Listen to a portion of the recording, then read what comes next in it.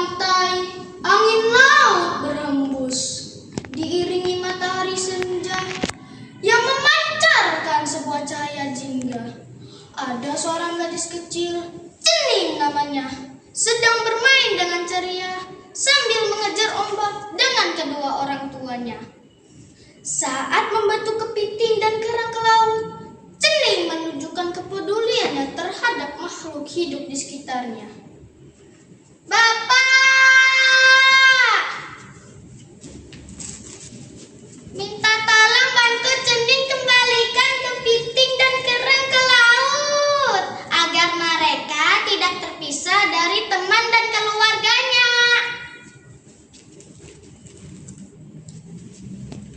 Setelah puas bermain di pantai, Laode, bapaknya Cening, merasa gelisah karena keesokan harinya ia akan berlayar ke negeri seberang.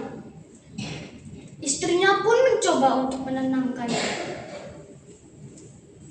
Sudahlah, Daeng, pergilah ke negeri seberang. Doa kami akan selalu melindungi kamu.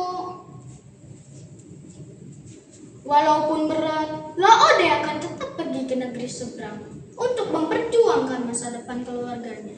Dahulu, tempat tinggal Laode adalah negeri yang subur dan makmur.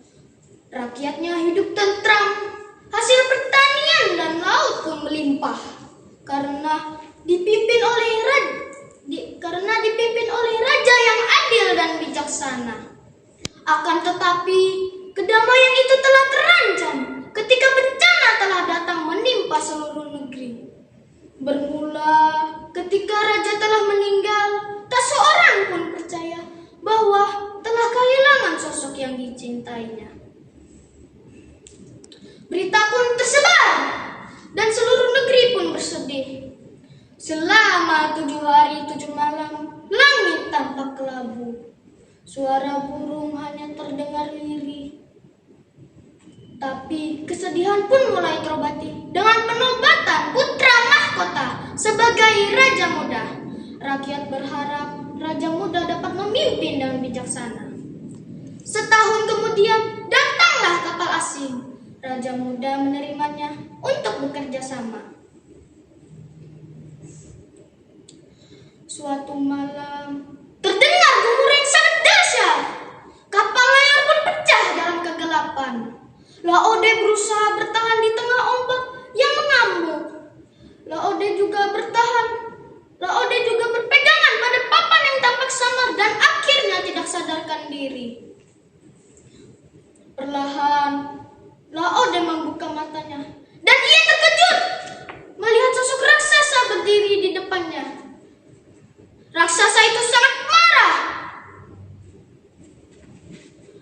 "Hai kau manusia, mengapa kau datang ke pulauku? Berani-beraninya kau, akan aku hukum kamu." "Ampun Raja Raksasa, saya tidak sengaja terdampar di pulau ini. Kapal layarku pecah dalam kegelapan. Teman-teman saya juga terjatuh di lautan." Raja raksasa bersikeras tidak percaya dengan alasan Laode. Dengan kepanikan Laode menawarkan untuk berlomba.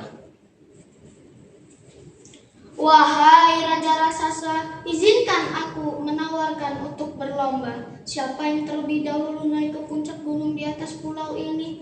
Jika aku menang, engkau harus menghilang dari pulau tersebut. Jika aku kalah, maka aku siap menerima hukuman."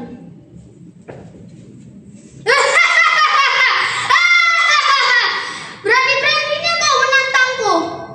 Aku akan menerima tantanganmu." Perlombaan pun dimulai. Laode berlari sekuat tenaga, terengah-engah sambil mengingat keluarganya. Akhirnya Laode sampai di puncak gunung. Tetapi Raja Raksasa masih di kaki gunung. Sesuai dengan perjanjian, Raja Raksasa menghilang dari pulau tersebut. Raja Raksasa menitipkan pesan, "Jagalah pulau ini dan selalu melestarikan alam." Musim pun berganti. Laode membuat rumah dari hasil alam dan peninggalan Raja Raksasa. Berbekal semangat, harapan untuk pulang kampung pulang kampung.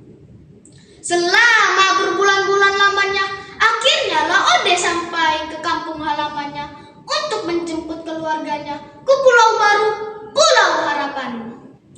Laode dan keluarganya memulai hidup baru, menjaga pesan dari Raja Raksasa, menjaga alam dan tidak serakah, dan dikenal sebagai Pulau Laut, Kabupaten Kota Baru, menjadi simbol harapan atau mimpi di masa depan.